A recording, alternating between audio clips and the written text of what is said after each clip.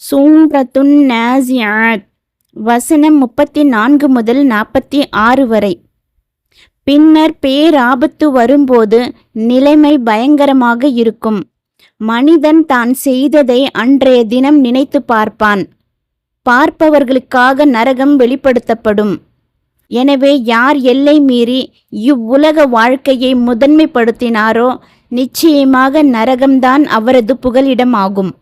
யார் தம் இறைவன் முன் நிற்க வேண்டியதை பற்றி அஞ்சி இச்சையிலிருந்து மனதை விலக்கி கொண்டாரோ நிச்சயமாக சொர்க்கம்தான் அவரது புகலிடமாகும்.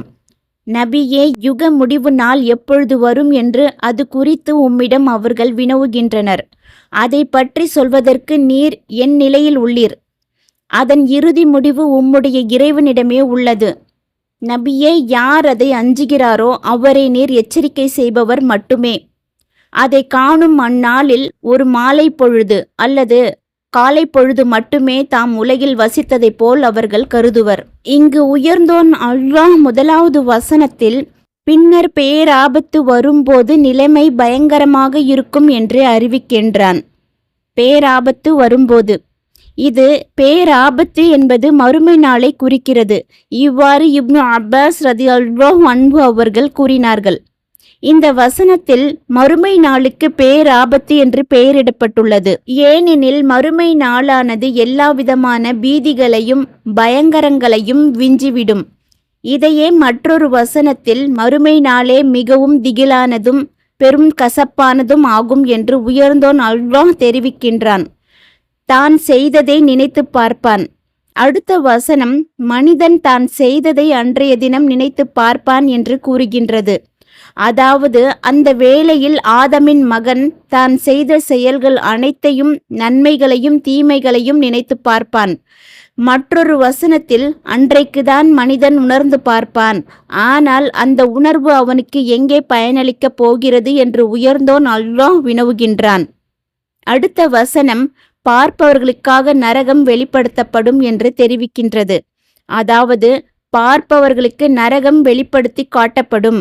அப்பொழுது மக்கள் நரகத்தை கண்ணெதிரே காண்பார்கள். எல்லை மீறியவர் நரகத்தில். அடுத்த வசனங்களில் எனவே யார் எல்லை மீறி, அதாவது பிடிவாதம் பிடித்து வரம்பு மீறி இவ்வுலக வாழ்க்கையை முதன்மைப்படுத்தினாரோ, அதாவது தமது மார்க்கத்தையும் மறுமையையும் விட இம்மை வாழ்க்கைக்கு முன்னுரிமை அளித்தாரோ நிச்சயமாக நரகம்தான் அவரது புகலிடமாகும் என்று அல்லாஹ் கூறுகின்றான். அதாவது அவர் திரும்பிச் செல்ல வேண்டிய இடம் நரகமாகும். அவரது உணவு சக்கூம் என்னும் கள்ளி மரமாகும். அவரது பானம் கொதிநீர் ஆகும். அடுத்த வசனம் யார் தம் இறைவன் முன் நிற்க வேண்டியதை பற்றி அஞ்சி இச்சையிலிருந்து மனதை விலக்கி கொண்டாரோ என்று குறிப்பிடுகின்றது. அதாவது யார் வல்லமையும் மாண்பும் மிக்க அல்லாஹ்வின் முன் நிற்பதை அஞ்சி தம் விஷயத்தில் அவன் அளிக்கவிருக்கும் தீர்ப்புக்கு பயந்து தீய விருப்பத்திலிருந்து தமது மனதை தடுத்து அதனுடைய இறைவனுக்கு கீழ்ப்படிவதன் பால் அதை திருப்பினாரோ. அடுத்த வசனம் நிச்சயமாக சொர்க்கம்தான் அவரது புகலிடம் ஆகும் என்று சொல்கிறது. அதாவது அவர் திரும்பும் இடமும் சேரும் இடமும் பறந்து விரிந்த சொர்க்கமே ஆகும். யுக முடிவு நாள் எப்பொழுது?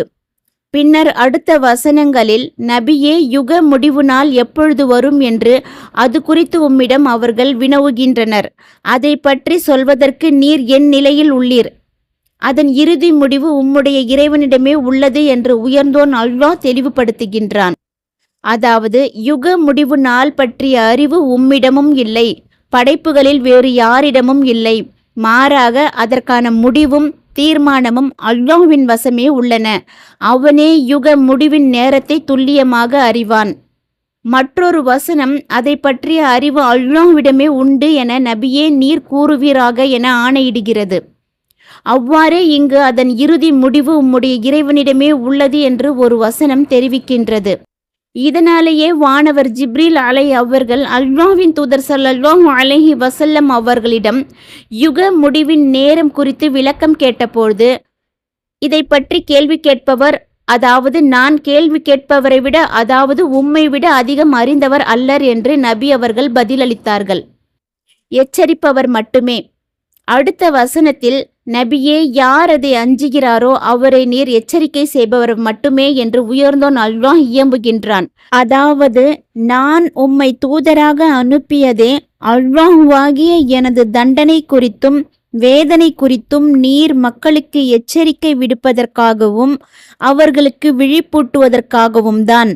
எனவே யார் அல்லாஹ்வை அஞ்சி அவன் முன் நிற்பதையும் அவனது எச்சரிக்கையையும் பயப்படுவாரோ அவரே உம்மை பின்பற்றி வெற்றி வாகை சூடுவார்.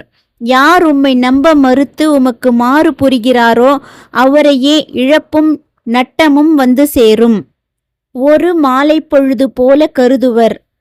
அடுத்த வசனத்தில் அதை காணும் அந்நாளில் ஒரு மாலை பொழுது அல்லது அதன் காலை பொழுது மட்டுமே தாம் உலகில் வசித்ததைப் போல் கருதுவர் என்று உயர்ந்தோன் அல்லாஹ் எடுத்துரைக்கின்றான்.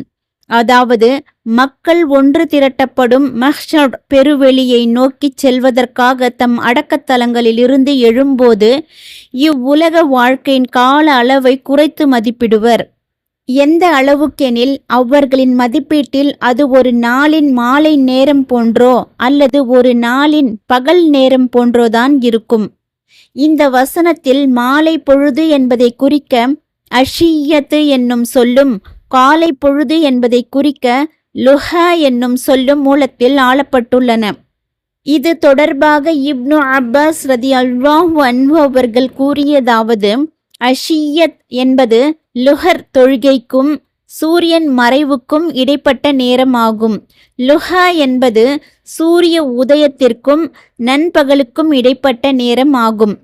கதாதா ரஹ்மத்துல்லாஹி அலைஹி அவர்கள் கூறியதாவது, அந்த மக்கள் மறுமையை கண்ணெதிரே காணும்போது அவர்களின் பார்வையில் இந்த உலகத்தின் நேர அளவு எதுவோ அதையே மேற்கண்ட வசனம் குறிக்கிறது. அன்-நாஸிஆத் அத்தியாயத்தின் விரிவுரை நிறைவுற்றது. அனைத்து புகழும் உதவியும் அல்லாஹுக்கே உரியன.